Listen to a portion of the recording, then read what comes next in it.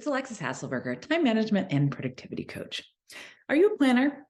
Or maybe you're not a planner, and I might know the reason why. So if you don't think planning is really worth a lot of your time, you don't think it's something that, makes a lot of sense, it seems like, maybe it's kind of a waste of time, then I bet I know why. And it might be this. Do you feel like no matter what, no matter what plans you make, no matter how, well you plan, your plans always change?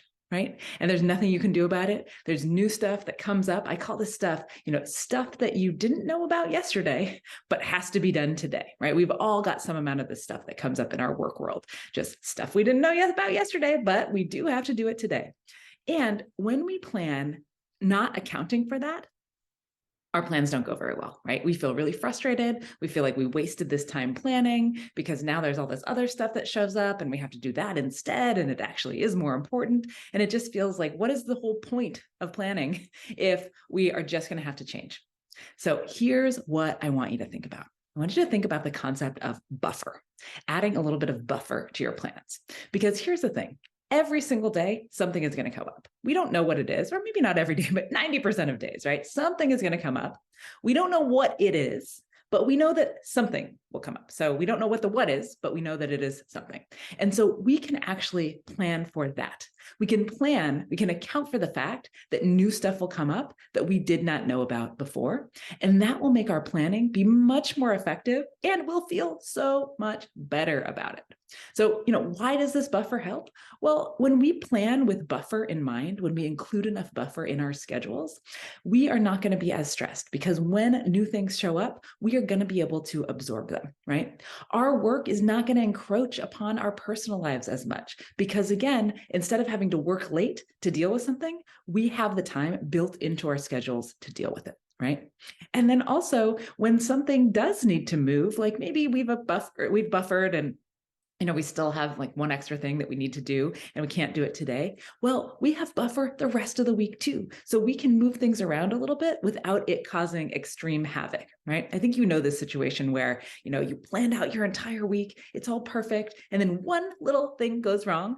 And now that just like throws the whole thing out of whack because now if you move it to tomorrow, then something from tomorrow has to move. And if you move it to the next day, then two more things have to move. And it's this negative cascade, right?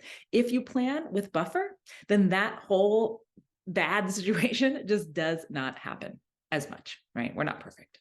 So how can we include buffer? What are the things that we could do? So one way that you can do it is through time blocking. So time blocking is just putting time on your calendar for the things that you want to do. So it's meetings with yourself instead of meetings with other people or in addition to meetings with other people. So you can include buffer when you time block. Now, some people like to do this by actually just making their time blocks a little bit bigger, accounting for the buffer that may come up when they're in a time block. Other people like to actually include buffer in their time block. So they might have some time, maybe an hour a day or something on their schedule called buffer, right? Either way, it works. You're just accounting for things that might come up or that probably will come up.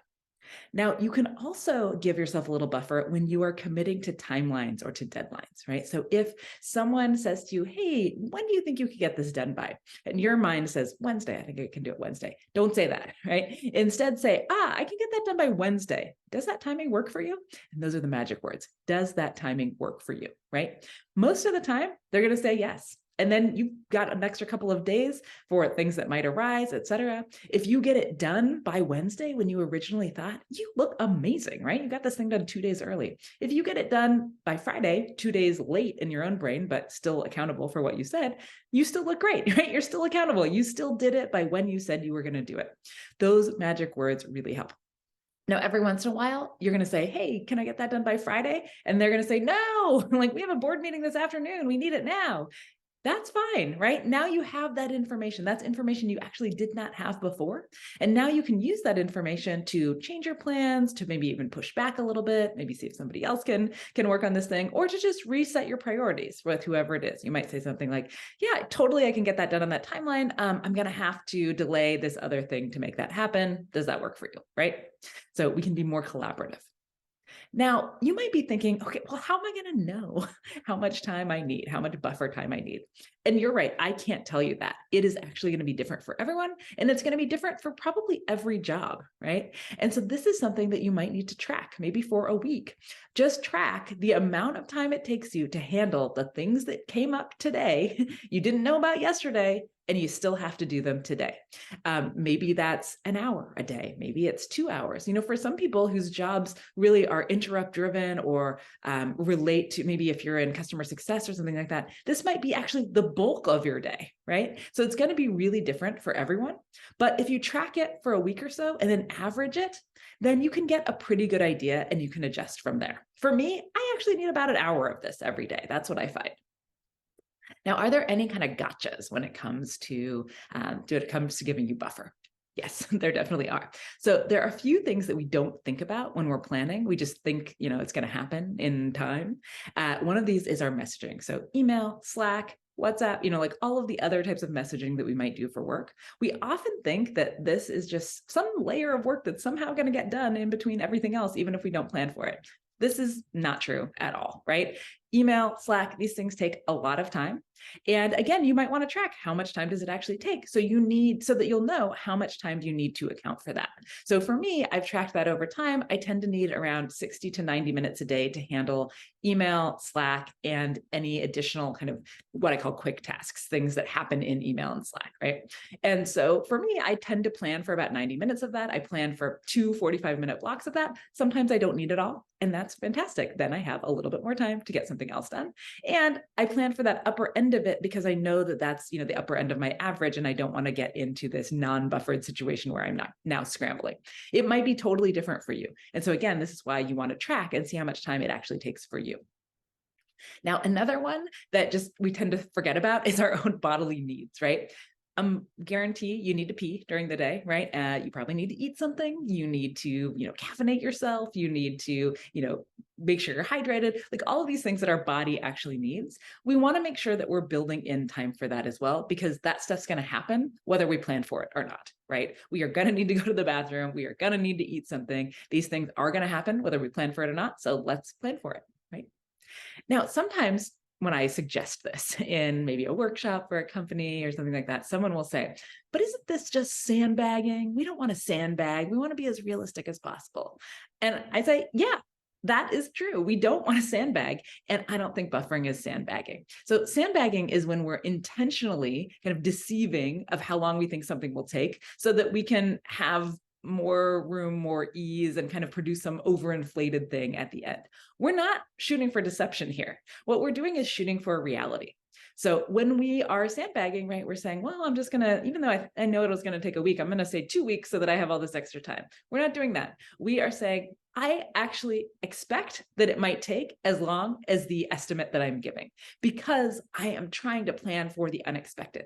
Now, if the unexpected doesn't happen, then that is great. That puts me in a much better situation. But if it does, then I am not, pushing anybody else's deadlines back because I didn't get this thing done on time. Instead of being overly optimistic about our timelines, we want to be realistic, and that's what buffering does for us. And now the last question you might be thinking in your mind is, well, what if I have extra time? What if I create this buffer and I don't need it?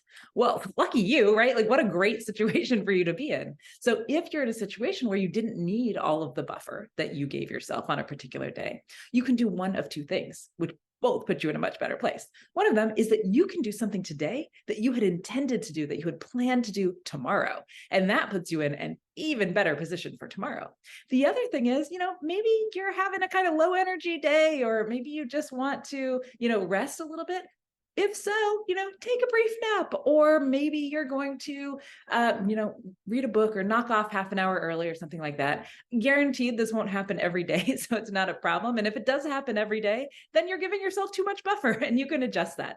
But if you have too much time on any given day, that is a really, really fantastic place to be in. And you can either use it to get ahead, to make sure that you are doing something that you intended to do today, or you can do it just to give yourself a little bit of rest, because I pretty much guarantee that you're not giving yourself enough rest. So, this is why you should include buffer in your schedule. This is going to allow you to work smarter, but not harder, right? It's going to allow you to get ahead without working any harder. And that's what we want, right? We want to be able to do more and stress less. And this can help us do that. Now, if you like this kind of content, make sure to subscribe. I send another video or upload another video every week. And so you will always get all of those new videos, that new content if you go ahead and subscribe. Just like she said, make sure to subscribe. As you can see, only 21% of the people that watch our videos are actually subscribed. So if you would subscribe to us, it'd be a big help.